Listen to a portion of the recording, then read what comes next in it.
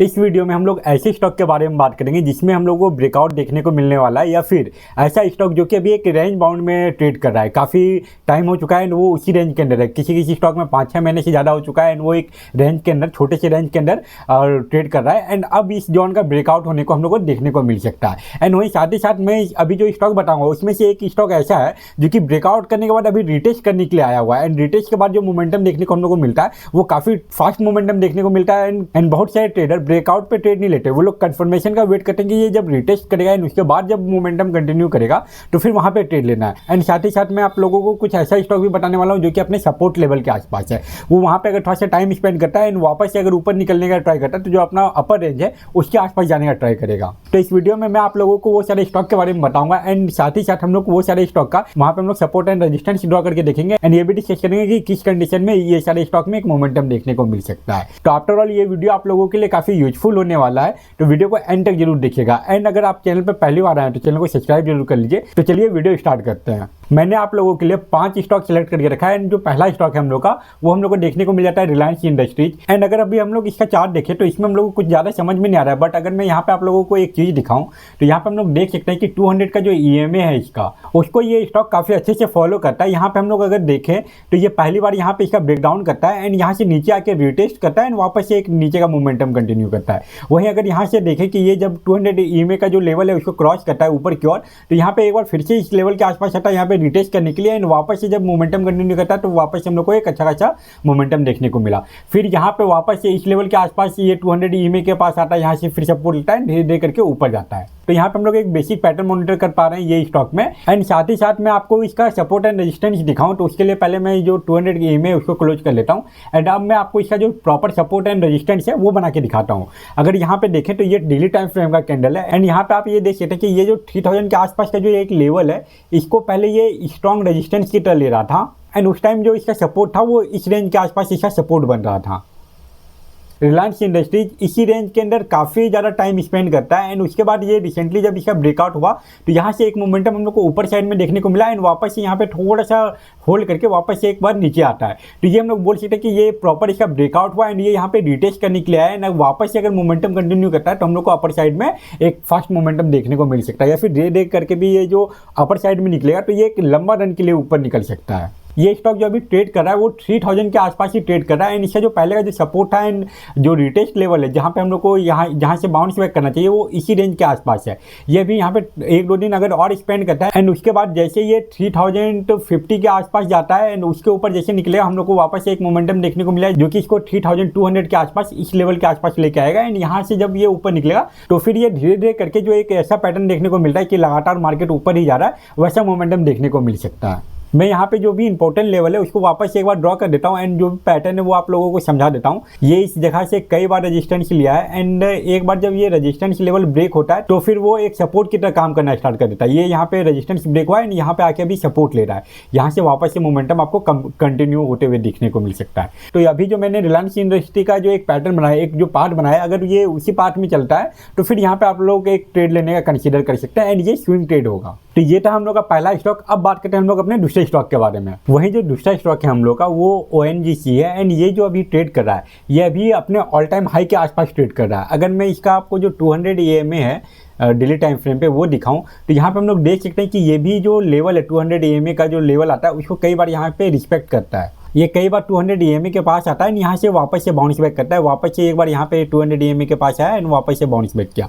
वही कंडीशन आपको यहाँ पे भी देखने को मिलेगा, एक वीक बना के 200 EMA के पास आता है, धीरे धीरे करके ऊपर ही जा रहा था। वापस से अगर यहाँ पे देखें तो यहाँ पे भी वापस से 200 EMA के पास से सपोर्ट लेता है एंड धीरे धीरे करके ऊपर ही जाता है एंड अभी अपने ऑल टाइम हाई के पास ट्रेड कर रहा है। तो अब हम लोग बात करते हैं कि इस स्टॉक का जो रिसेंट सपोर्ट एंड रेजिस्टेंस है वो कहाँ एंड हम लोगों को कहाँ पे एक फास्ट मोमेंटम देखने को मिल सकता है। तो यहाँ पे हम लोग देख सकते हैं कि ये जो फरवरी एंड मार्च का जो मंथ है 2024 का, उसके बाद से ये जो लेवल है 290 का, इसको एक तरफ से ये रेजिस्टेंस की तरह ले रहा था।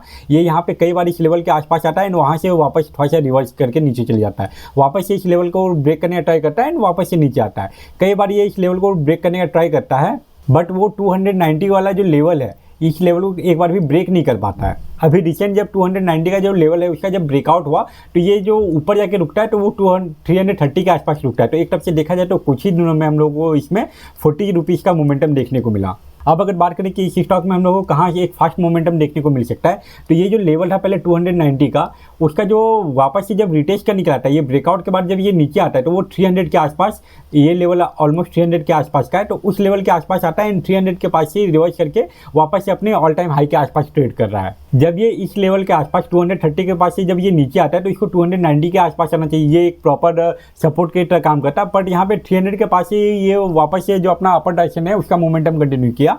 अगर देखा जाए तो 300 का जो नंबर है वो एक राउंड फिगर नंबर है, दैट्स वाई यहाँ पे जो 300 का जो लेवल है वो एक स्ट्रॉन्ग सपोर्ट की तरह बिहेव किया एंड यहीं से मार्केट धीरे धीरे करके ऊपर जाना स्टार्ट कर गया। अभी अगर हम लोग डेली टाइम फ्रेम पे देखें तो कल ही हम लोग को एक बड़ा सा कैंडल देखने को मिला एंड आज का जो कैंडल है वो एक तरफ से प्रॉपर नहीं बट एक इनसाइड कैंडल टाइप का देखने को मिल रहा है। अगर यहाँ पे 1-2 दिन टाइम स्पेंड करता है एंड उसके बाद जो अपना जो अपर लेवल है उसको ब्रेक करके अगर ऊपर निकलता है तो फिर यहाँ पे हम लोग को एक अच्छा स्विंग ट्रेड देखने को मिलेगा। एंड साथ ही साथ अगर 2-3 दिन रुकने के बाद ये अगर अपना अपर लेवल को निकालता है तो फिर यहाँ पे आपको इंट्राडे में भी एक अच्छा अपॉर्चुनिटी देखने को मिलेगा। तो ये था हम लोग का सेकंड स्टॉक। अब बात करते हैं हम लोग अपने थर्ड स्टॉक के बारे में। तो जो थर्ड नंबर पे है हम लोग का स्टॉक वो है L&T। यहाँ पे अगर मैं आपको ये स्टॉक के बारे में बताऊँ तो ये 8 मंथ से भी ज़्यादा हो चुका है ऑलमोस्ट एंड ये एक रेंज के अंदर ही ट्रेड कर रहा है। एंड जैसा कि मैंने आप लोगों को अपने पिछले वीडियो में डिफरेंट स्टॉक के बारे में बताया कि जब कोई स्टॉक एक लंबे टाइम से एक जोन के अंदर ट्रेड कर रहा होता है एंड उसके बाद जब उसका जो ब्रेकआउट होता है तो वहाँ पे हम लोग को एक फास्ट मोमेंटम देखने को मिलता है। अगर मैं आपको इसका जो रेंज है वो बना के दिखाऊँ तो यहाँ पे अगर हम लोग देख सकते हैं कि जो 3300 का जो लेवल है उसको ये एक स्ट्रॉन्ग रेजिस्टेंस की तरह ले रहा था एंड जो हम लोग का अपर रेंज है वो यहाँ पे हम लोग को 3800 के आसपास का देखने को मिल जाता है। ये रेंज के अंदर ही ये लगातार पिछले 8 मंथ से ऊपर नीचे ट्रेड कर रहा है। ये अगर रेंज देखा जाए तो ये स्टॉक का ये ऑलमोस्ट 20% के आसपास है। अगर हम लोग यहाँ पे एग्जैक्ट अगर रेंज देखें कि ये रेंज कितना बड़ा है तो यहाँ पे हम लोग देख सकते हैं कि ये रेंज ऑलमोस्ट 20% के आसपास का जो रेंज बना हुआ है, इसी 20% के रेंज में ही हम लोग का 8 मंथ से ज़्यादा निकल चुका है। एंड अभी अगर पिछले कुछ दिनों के बारे में बात करें तो पिछले कुछ दिनों में ये जो लेवल है 3700, उस लेवल को ये स्ट्रॉन्ग रेजिस्टेंस की तरह ले रहा है। यहाँ से ये 3700 का जो रेजिस्टेंस है उसको लेना स्टार्ट कर गया। यहाँ से अगर देखें तो नीचे आता है, वापस से ऊपर जाता है, फिर नीचे जाता है एंड इस लेवल के आसपास ट्रेड करता है। इसके बाद एंड ये जो गैप अप वाला कैंडल हम लोग को देखने को मिल रहा है ये हम लोग का इलेक्शन पोल का जो रिजल्ट है उसके बेस पे था एंड अगले दिन जब इलेक्शन रिजल्ट आया तो मार्केट गैप डाउन खुल के उसी रेंज के अंदर आके ट्रेड करना स्टार्ट कर दिया। तो एक तरफ से देखा जाए तो हम लोग का जो अभी फर्स्ट रेजिस्टेंस होगा वो 3700 के आसपास का देखने को मिलेगा। जैसे ये इस लेवल के ऊपर सस्टेन करना स्टार्ट करता है, 1-2 कैंडल इसके ऊपर क्लोज करना स्टार्ट करता है तो हम लोग को एक फास्ट मोमेंटम देखने को मिलेगा जो कि 3900 के आसपास आएगा। आफ्टर ऑल ये स्टॉक अभी भी एक जो रेंज हम लोग बना के रखे थे उसी रेंज के अंदर है। जैसे इस रेंज का ब्रेकआउट देखने को मिलता है हम लोग को तो यहाँ पे हम लोग को एक प्रॉपर प्राइस एक्शन वाला ट्रेड देखने को मिल सकता है। तो L&T को भी हम लोग अपने विश लिस्ट में ऐड कर लेंगे एंड डेली मॉनिटर करेंगे कि कब 3700 के ऊपर जाता है एंड जैसे ये 3900 के ऊपर निकलेगा तो हम लोग का slow and study momentum continue रहेगा। तो ये था हम लोग का थर्ड स्टॉक। अब बात करते हैं हम लोग अपने फोर्थ स्टॉक के बारे में। वहीं अगर बात करें हम लोग अपने फोर्थ स्टॉक के बारे में तो वो हम लोग को देखने को मिल जाता है RBL बैंक। इसका जो मैंने यहाँ पे एक स्ट्रॉन्ग सपोर्ट लेवल है वो ड्रॉ करके रख दिया है। RBL बैंक का जो प्राइस है वो इस लेवल के पास कई बार आया है, यहाँ से कई बार सपोर्ट लिया हुआ है एंड अगर देखा जाए तो रिसेंटली 4 मंथ में ये ऑलमोस्ट 3 बार आ चुका है इस लेवल के आसपास एंड ये जो सपोर्ट है वो धीरे धीरे करके वीक होते जा रहा है। इस स्टॉक में जो हम लोग का पहला कंडीशन बनेगा ये कि ये इस लेवल के पास आए, थोड़ा सा टाइम स्पेंड करे एंड वापस से इस लेवल को ब्रेक करके नीचे चले जाए एंड जो हम लोग का सेकंड कंडीशन होगा कि वो इस सपोर्ट लेवल के पास आए एंड धीरे धीरे करके वापस से ऊपर की ओर निकल जाए। ये 2 पॉसिबिलिटी है हम लोग के पास। बट यहाँ पे अगर सपोर्ट लेवल के पास आता है यहाँ से वापस अगर ऊपर जाता है तो उस टाइम थोड़ा सा ट्रेड को अवॉइड करेंगे एंड उसका वजह मैं आप लोगों को बता देता हूँ। यहाँ पे मैं आपको 200 जो EMA है वो ऑन करके दिखा देता हूँ। तो ये जो अभी ट्रेड कर रहा है वो 200 का जो EMA लेवल था उसके नीचे आके ट्रेड कर रहा है। तो अगर ये यहाँ पे इस लेवल के पास आता है यहाँ से अगर डायरेक्ट बाउंस बैक करता है तो यहाँ पे ट्रेड लेना थोड़ा सा रिस्की हो जाएगा। इस लेवल के ऊपर ही हम लोग ट्रेड लेंगे क्योंकि अगर इस लेवल के ऊपर निकलता है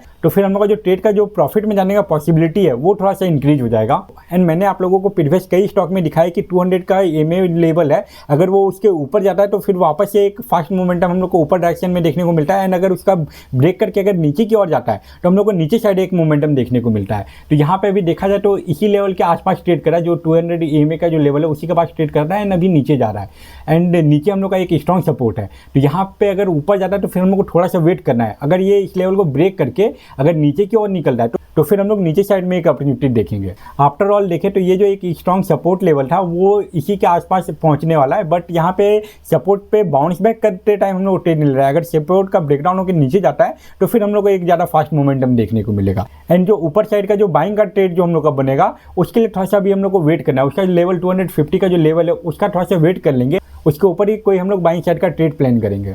इसमें अभी बाइंग के ट्रेड के टाइम पहला रेजिस्टेंस हम लोग को ये 250 का देखने को मिलेगा। उसके बाद जो हम लोग को सेकंड रेजिस्टेंस होगा वो इस लेवल के आसपास देखने को मिलेगा 270 एंड उसके बाद जो हम लोग को थर्ड रेजिस्टेंस देखने को मिलेगा वो एक तरफ से देखा जाए तो 52 वीक हाई का जो लेवल है 300 के आसपास का, वो एक तरफ से हम लोग को रेजिस्टेंस देखने को मिलेगा। तो ऊपर जाते टाइम हम लोग को 3 रेजिस्टेंस फेस करना पड़ेगा। बट अगर नीचे साइड देखें तो नीचे साइड हम लोग को अभी काफ़ी ज़्यादा स्पेस दिख रहा है। ये नीचे आएगा तो इस लेवल तक आने का ट्राई कर सकता है। तो इस स्टॉक में बाइंग के कंपेयर में हम लोग को सेलिंग में ज़्यादा अपॉर्चुनिटी देखने को मिलने वाला है। तो ये था हम लोग का 4th स्टॉक। अब बात करते हैं हम लोग अपने लास्ट 5th स्टॉक के बारे में। तो यहाँ पे जो हम लोग का 5वां स्टॉक है वो हम लोग को देखने को मिल जाता है इंडियन ऑयल कॉर्पोरेशन। इसका अगर मैं आपको यहाँ पे 200 EMA दिखाऊँ तो यहाँ पे हम लोग देख सकते हैं कि ये जो 200 EMA का जो लेवल है उसको काफ़ी अच्छे से सपोर्ट एंड रेजिस्टेंस की तरह ले रहा है। उसको ये काफ़ी अच्छे से सपोर्ट की तरह ले रहा है। जैसे ही इस लेवल के पास आया था लास्ट नवंबर 2023 में, उसके बाद से हम लोग को एक बड़ा मोमेंटम देखने को मिला अपर साइड में। ये एक बड़ा मोमेंटम करने के बाद ये पिछले 5-6 मंथ से एक रेंज के अंदर ट्रेड कर रहा है। यहाँ पे अगर मैं आपको एक रेंज बना के दिखाऊं तो ये रहा इसके नीचे का जो सपोर्ट लेवल है वो ये रहा 154 का जो इसका लेवल है, ये सपोर्ट की तरह काम कर रहा है। एंड इसका जो ऊपर का जो रेजिस्टेंस है वो हम लोग को 180 के आसपास का देखने को मिल जाता है। ये लेवल इसका एक स्ट्रॉन्ग रेजिस्टेंस की तरह काम कर रहा है। एंड अभी जो ये ट्रेड कर रहा है 177 का ये लाइव मार्केट में भी ट्रेड कर रहा है। एंड अगर इसका पिछला कैंडल देखें, कल का अगर कैंडल देखें तो यहाँ पे हम लोग को एक बड़ा मोमेंटम देखने को मिला। एंड उसके बाद आज एक छोटा सा मोमेंटम कर रहा है। यहाँ पे अगर 1-2 दिन इसी लेवल के आसपास ट्रेड करता है एंड जैसे ये 180 का लेवल को ब्रेक करेगा हम लोग को एक अच्छा खासा मोमेंटम देखने को मिलेगा। एंड ये पहले ये ट्राई करेगा 200 के आसपास जाने का ट्राई करे। इंडियन ऑयल कॉर्पोरेशन में हम लोग को स्विंग ट्रेड के साथ ही साथ इंट्राडे में अच्छा अपॉर्चुनिटी देखने को मिल सकता है। तो ये स्टॉक को भी आप अपने विश लिस्ट में ऐड करके जरूर रखें। तो ये था ऐसा 5 स्टॉक जिसको आपको अपने विश लिस्ट में ऐड करके रखना चाहिए। ये 5 स्टॉक में किसी में नीचे का ब्रेकडाउन देखने को मिलने वाला है, किसी में आपको ब्रेकआउट होने के बाद रिटेस्ट हो रहा है एंड कुछ स्टॉक में तो अभी रेंज के अंदर ट्रेड जिसमें कि आपको बहुत जल्द ब्रेकआउट देखने को मिल सकता है। तो आई होप कि आपके लिए ये वीडियो यूजफुल रहा एंड आपको अगर ये वीडियो पसंद आए तो वीडियो को लाइक जरूर करें। एंड अगर आप चैनल पर पहली बार आए तो चैनल को सब्सक्राइब जरूर कर दीजिए, क्योंकि मैं डेली ऐसे स्टॉक मार्केट के रिगार्डिंग यूजफुल वीडियो लेके आता रहता हूँ। तो इस वीडियो को यहीं पे एंड करते हैं। Thank you for watching this video.